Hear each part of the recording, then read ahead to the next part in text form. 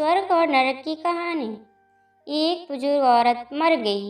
यमराज लेने आए। औरत ने यमराज से पूछा, आप मुझे स्वर्ग ले जाएंगे या नरक? यमराज बोले, दोनों जगह में से कहीं नहीं।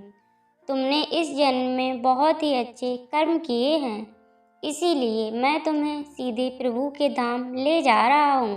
बुजुर्ग औरत खुश हो गई और बोली, धन्यवाद, पर मेरी आपसे एक विनती है। मैंने यहाँ धरती पर सबसे स्वर्ग नरक के बारे में बहुत सुना है, इसीलिए मैं एक बार दोनों जगहों को देखना चाहती हूँ। यमराज बोले, तुम्हारे कर्म अच्छे हैं, इसीलिए मैं तुम्हारी यह इच्छा पूरी करता हूँ। चलो हम स्वर्ग और नरक के रास्ते से होते हुए प्रभु के धाम चलेंगे। दोनों चल पड़े। सबसे पहले नरक आया।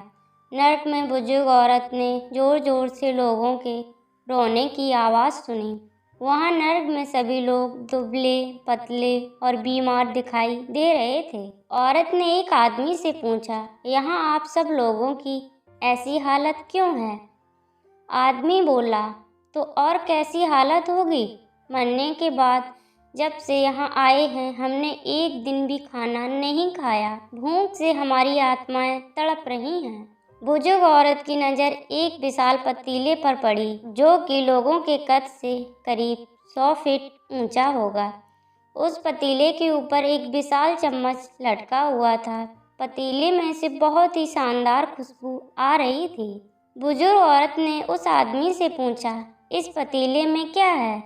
आदमी मायूस होकर बोला, ये पतीला बहुत ही स्वादिष्ट खीर से हर समय भरा रहता है। बुजुर्ग औरत ने हैरानी से पूछा, इसमें खीर है तो आप लोग पेट भर के ये खीर खाते क्यों नहीं?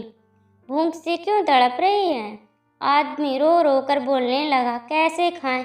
ये पतीला 100 फीट ऊंचा है, हम में से कोई भी उस पतीले तक नहीं पहुंच पाता। यह सुन बुजुर्ग औरत को उन पर तरस आ गया। सोचने लगी, बेचारे खीर का पतीला होते हुए भी भूख से बेहाल हैं। शायद ईश्वर ने इन्हें यही दंड दिया होगा। अब यमराज बुजुर्ग औरत से बोले, चलो हमें देर हो रही है। दोनों चल पड़े। कुछ देर चलने पर स्वर्ग आया। वहाँ पर बुजुर्ग औरत को सबके हंसने और खिलखिलाने की आवाज़ सुनाई दी।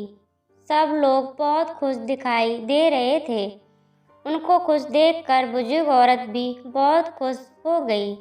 पर वहाँ स्वर्ग में भी बुजुर्ग औरत की नज़र वैसे ही 100 फीट ऊंचे पतीले पर पड़ी जैसा नर्क में था। उसके ऊपर भी वैसा ही चम्मच रखा हुआ था। बुजुर्ग औरत ने वहाँ लोगों से पूछा, इस पतीले में क्या है? स्वर्ग के लोग बोले, इसमें बहुत ही स्वादिष्ट खीर है। बुजुर्ग औरत हैरान हो गई और उनसे बोली, पर यह पतीला तो 100 फीट ऊंचा है, आप लोग तो इस तक पहुंच ही नहीं पाते होंगे। उस हिसाब से तो आप लोगों को खाना मिलता ही नहीं होगा, आप लोग भूख से बेहाल होंगे। पर मुझे तो आप सब बहुत खुश लग रहे हो, ऐसा कैसे?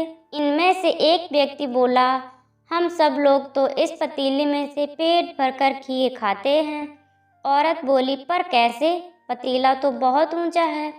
व्यक्ति बोला, तो क्या हो गया, पतीला ऊंचा है तो यहाँ पर कितने सारे पेड़ हैं, हमने इन पेड़ों की लकड़ी ली, उसको काटा और एक विशाल सीढ़ी का निर्माण किया।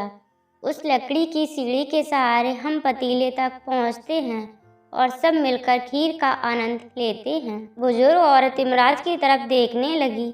यमराज मुस्कुराए और बोले, ईश्वर ने स्वर्ग और नरक मनुष्य के हाथ में सौंप रखा है, चाहे तो अपने लिए नरक बना ले, चाहे तो अपने लिए स्वर्ग। ईश्वर ने सबको एक समान हालातों में डाला है, उसके लिए उसके सभी बच्चे समान हैं, वह किसी से भेदभाव नहीं करता।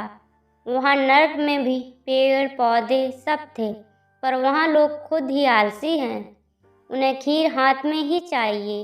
वह कोई कर्म चाहते, कोई मेहनत नहीं करना चाहते, इसीलिए भूख से बेहाल हैं, क्योंकि यही तो ईश्वर की बनाई इस दुनिया का नियम है। जो कर्म करेगा, मेहनत करेगा, उसी को मीठा फल खाने को मिलेगा। स्वर्ग के सपने छोड़ दो, नरक का डर छोड़ दो, बस आपकी वजह से किसी का दिल न दुखे, इतना सोचो और बाकी सब पर कुदरत पर छोड़ दो। दोस्तों, ऐसी ही कहानियाँ सुनने के लिए चैनल को सब्सक्राइब करें, वीडियो को लाइक करें।